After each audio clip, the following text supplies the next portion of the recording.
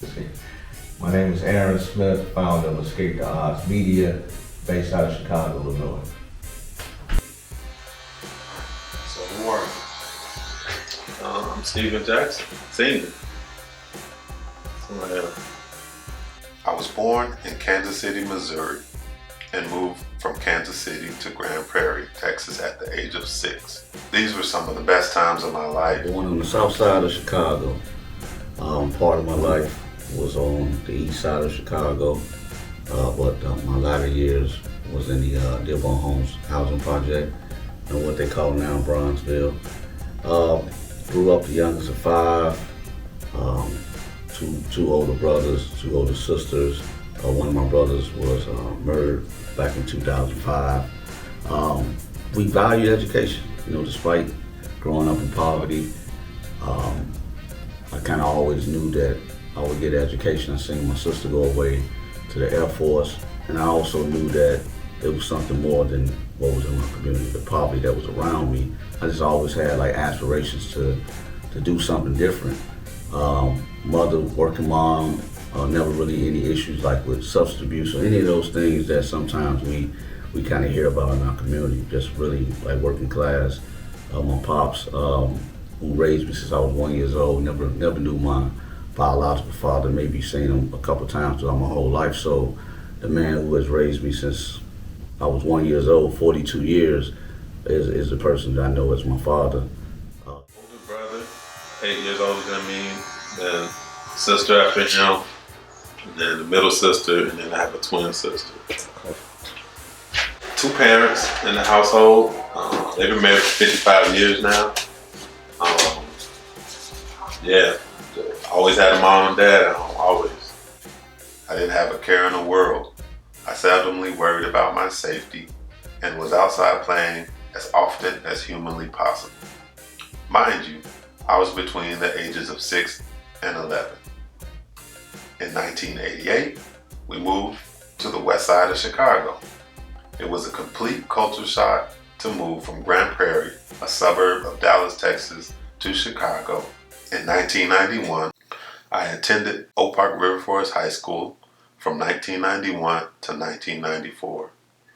It was during that time in Oak Park when I found it hard to fit in, and I started participating in criminal activity that eventually landed me in prison in 1998 with a 25-year sentence. So got into, the streets kind of early on, about 15 years old, started selling marijuana. Always had a side hustle, always about trying to get some money from somewhere, and that just kind of escalated into my later years. 99, my senior year, things started to really escalate as it relates to my involvement in illegal activities, specifically selling drugs. I realized I had sold myself short. Went to college, got a bachelor's degree, graduated in 2004, but simultaneously I'm running a heroin operation outside of the project, the Lhamon Homes. And in 2006, I was indicted along with 47 other individuals, myself, my brother, and that's when that road to redemption started. So I was locked up for 12 years, from 1998 to 2010. To July of 2010, 12 years. I robbed a person at Oak Park, the community that I now work in, not too far from here. Took the person to the ATM, they withdraw, and then let the person go. Again, I realized I had sold myself short. Here I have this education, but nevertheless, I'm doing everything that's contrary to what a person would think that holds a higher level of education. And I didn't realize at the time. I just seen what I seen, and I wanted what I wanted. But it wasn't until I was incarcerated in federal prison, I was sentenced to 12 years. And went inside of prison in 2009. Just not knowing what to expect. And when I get into what they call receiving, I remember the guard asking me, like, in the case of my demise, where do I want to send my belongings? And I never thought about being killed in prison, but that was the first time that ran across my mind. And my faith was a big part of my change. I knew that there was a higher power, and my higher power was Christ. And so I was like, I got to do something different. I got to make sure that this time is well spent. And so I began to kind of reassess and get back to the person that I was. And so I realized, you know what?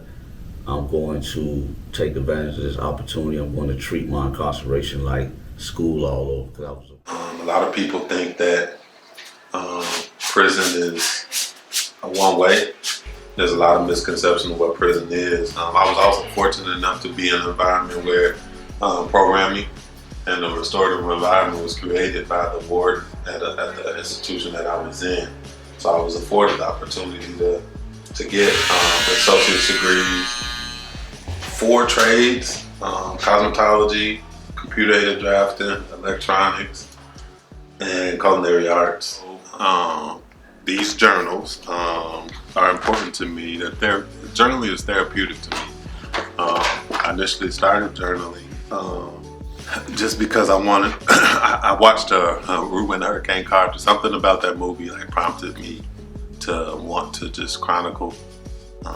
Reputation. I am a community member who practices peacekeeping. I kind of made the decision early on that I'm not going to spend time around people or situations that reminded me of what I've just come from under, right? It was all about just like this change from the onset.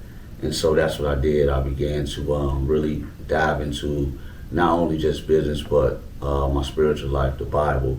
I got around brothers who had been down 10, 15, 20 years, so they taught me how to do time in a positive way. And so that's what really kind of helped me get through my years, the camaraderie and the brotherhood that I found beyond the wall. Housing. Once I did transition from my parents' home, was pretty tough. Trying to find housing because of discrimination. If they don't have the resources to outright purchase or to get a loan, then you have to rent. And then there's applications, and then there's application fees when it comes to housing. So that was one barrier. And then employment. It took a while for me to realize that self-employment was the best route to go being a returning citizen, because no one could stop me but me when it comes to business, running a business. I don't have to fill out an application. It's just me doing whatever service that I'm providing to the public. But it took me a while to get there. You know, you can just start a business, but you have to have financial backing in order for it to produce. Being a big dad is a big part. That's the focus. Being present for my children. But my day-to-day, I work at Oak Park Public Library in this building that you see here, beautiful building that you see. I'm the Director of Equity and Anti-Racism here. And I do that for 9 to 5. I knew that it always could be worse, but I also knew that it always could be better too. And so I made sure that I maintain like a level of ambition that to do something differently. Don't sell yourself short. Like if you know that you could be doing something differently, take that self-assessment, right? Remove yourself from situations, people, places, and things that may be pulling you down. And it may be hard things to get away from. Maybe people that you love, right? Or things that you love, right? Or places you love to go.